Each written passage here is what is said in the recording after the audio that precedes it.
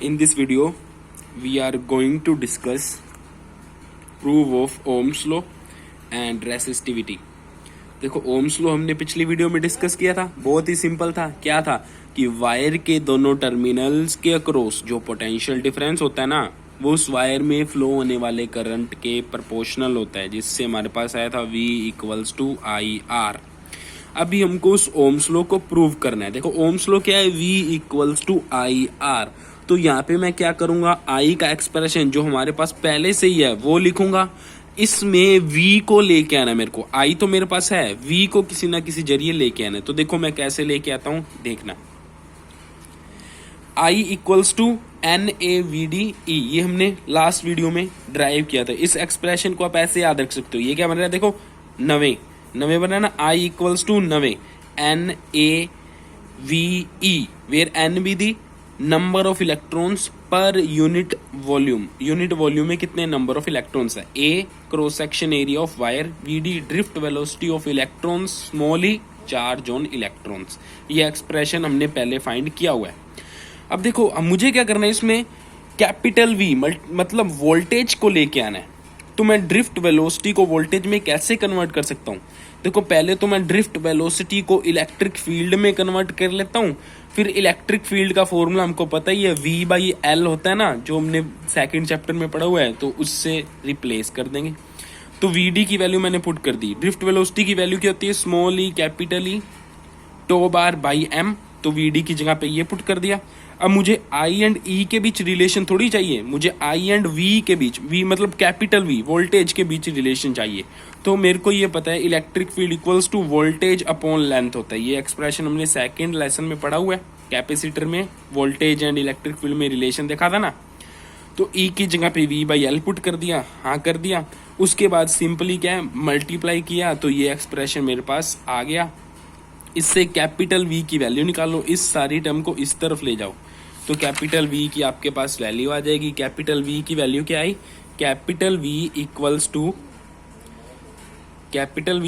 To MLI upon N कैपिटल A E square tau bar, where M be the mass of electron, L is the length of wire, I is the current flowing through wire, N is the number of electrons per unit volume, capital A is the cross section area of wire and tau bar is the relaxation time, E is the charge on electron। तो voltage equals to this multiply by this आ गया। अब ये जो सारी term है इसकी जगह पे कैपिटल R अगर मैं सब्स्टिट्यूट कर दूं तो ये बन गया V equals to R I, which is Ohm's law. V equals to R I बोल दो या V equals to I R बोल दो, वेयर R इज दी ये सारी term ML upon NAE square tau bar. ठीक है, तो ये मेरे पास ओम्स लॉ प्रूव हो गया। ओम्स लॉ प्रूव हो गया, ठीक है, ओम्स लॉ प्रूव हो गया। इसके बाद ये रेसिस्टेंस की डेफिनेशन है, ये मैंने बता दी थी कि कोलिजन्स के कारण होता है। इसके बाद रेसिस्टेंस डिपेंड किस पे करता है। देखो ये आपका पढ़ने वाला है, क्योंकि 10th में इसको बहुत अच्छी तरह से आपने पढ़ा हुआ है। लेंथ पे डिपेंड करता है, एरिया पे डिपेंड करता है, टेम्परेचर पे डिपेंड करता है, नेचर ऑफ वायर पे डिपेंड करता है। तो चलो फटाफट बता देता हूं मैं।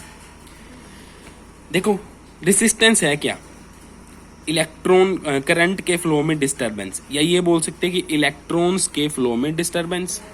तो अगर इलेक्ट्रॉन को लंबा पाथ ट्रैवल करना पड़ेगा, मतलब वायर लंबी है, तो फिर रेसिस्टेंस ज़्यादा होगा ना, क्योंकि ज़्यादा कोलिजन्स होंगी। क्योंकि रेसिस्टेंस कोलिजन्स के कारण ही तो पैदा होता है। अगर लंबा पाथ ट्रैवल करना पड़ेगा, लॉन्ग पाथ ट्रैवल करना पड़ेगा, तो ज़्यादा कोलिजन्स होंगी, तो रेसिस्टेंस ज़्यादा होगा। तो हम ये बोल सकते हैं R is directly proportional to L। Second, wire जितनी मोटी होगी इलेक्ट्रॉन के पास उतना ही ज़्यादा थिक पाथ अवेलेबल होगा, तो जो कोलिजन्स है वो उतनी कम होगी। अगर देखो रास्ता चौड़ा होगा तो कोलिजन होने की, एक्सीडेंट होने के चांसेस कम होते हैं ना।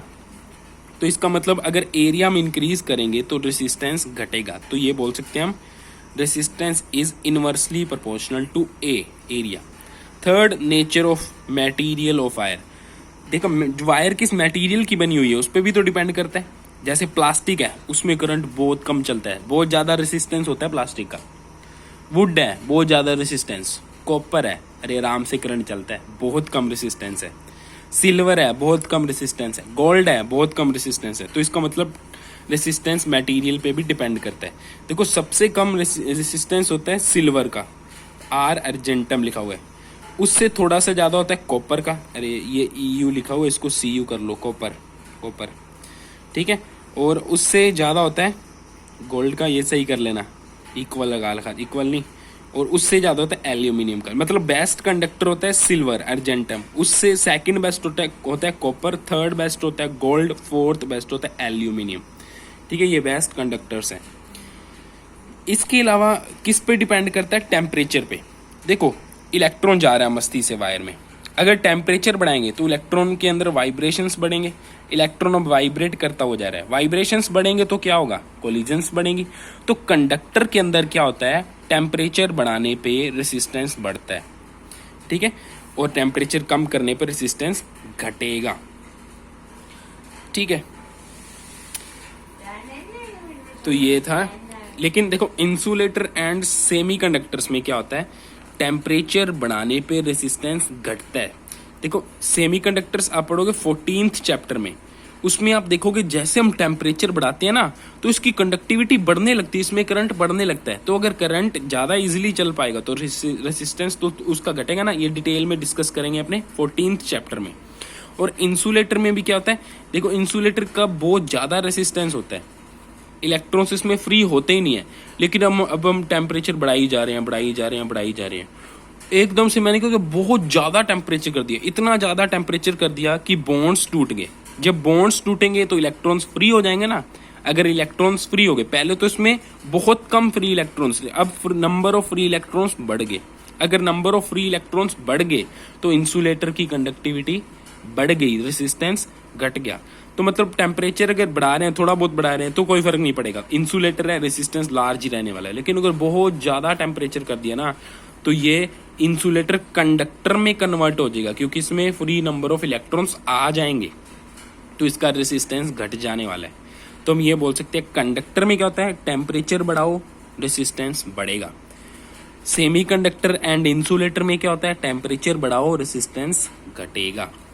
और जब अपने रेसिस्टिविटी को पढ़ लेंगे ना तो इसका ग्राफिकली रिप्रेजेंटेशन भी देखेंगे कि कैसे कैसे बढ़ता है या कब होता है, वो देखेंगे, रेसिस्टिविटी में देखेंगे, ठीक है। टेंशन ना लो, आप तो चैम्पियन हो आप तो। हाँ, तो नेक्स्ट रेसिस्टिविटी, ये भी 10th में पढ़ा हुआ है, ये इसी से ड्राइव हुआ है, जो भी हमने फैक्टर्स पढ़े थे। ये दोनों इक्वेशंस को कंबाइन कर दिया, प्रोपोर्शनैलिटी का साइन हटाया यहाँ पे, तो आ गया rho which is known as resistivity of wire. इससे रेसिस्टिविटी का फॉर्मूला आ गया। इसके बाद वही एल, अरे ये सही कर लेना, L equals to 1 metre, area equals to 1 metre square. Let किया तो हमारे पास रो इक्वल्स टू आर आ गया। इसके बाद रेसिस्टिविटी की डेफिनेशन लिख दी, पढ़ते ही समझ आ जाएगा क्योंकि 10th में आपने पढ़ा हुआ है, ये आपके सबकॉन्शियस माइंड में फीड है और बहुत इजी भी है, बहुत इजी है, पढ़ने से आराम से याद हो जाएगा। इसके बाद इसकी यूनिट निकाल ली एंड लाप सारा आ गया। लेकिन इसमें एक इम्पॉर्टेंट बात है, इस पे क्वेश्चन कैसे आ सकता है? देखो रेसिस्टेंस किस पे डिपेंड करता था? Length, area, material, temperature. लेकिन रेसिस्टिविटी सिर्फ डिपेंड करेगी मटेरियल पे एंड टेम्परेचर पे, ये लेंथ एंड एरिया पे डिपेंड नहीं करेगी। तो बहुत बार क्वेश्चन आया हुआ है, एक क्वेश्चन क्या आया हुआ है, ये आपको एक वायर दे रखी है, ये वायर है, ये दूसरी वायर है, ठीक है। डायग्राम थोड़ा लंबा बनाना पड़ेगा, गलत बना रखा है, ठीक है। ये L लेंथ की वायर है, ये 2L लेंथ की वायर है, दोनों का मटेरियल सेम है, दोनों सेम टेम्परेचर पे रखी हुई है, दोनों का क्रॉस सेक्शन एरिया सेम है, लेंथ अलग अलग है। तो इसने पूछा हुआ है कि दोनों वायर की रेसिस्टिविटी का रेशियो क्या होगा, दोनों वायर्स की रेसिस्टेंस का रेशियो क्या होगा। देखो मैंने आपको भी क्या बताया, रेसिस्टिविटी डिपेंड किस पे करती है? रेसिस्टिविटी डिपेंड करती है मटेरियल पे और टेम्परेचर पे। मटेरियल एंड टेम्परेचर दोनों का सेम है, लेंथ एरिया पे तो डिपेंड करती नहीं, तो रेसिस्टिविटी आएगी सेम, लेकिन एरिया डिफरेंट आएगा। जिसमें लेंथ डबल है उसका रेसिस्टेंस डबल होगा, तो मतलब R1 का रेसिस्टेंस क्या होने वाला है, और सॉरी R2 का रेसिस्टेंस R1 से डबल होने वाला है। तो ये इसका फॉर्मूला आ गया, ठीक है। चलो आगे कंडक्टेंस, कंडक्टिविटी नेक्स्ट वीडियो में डिस्कस करेंगे।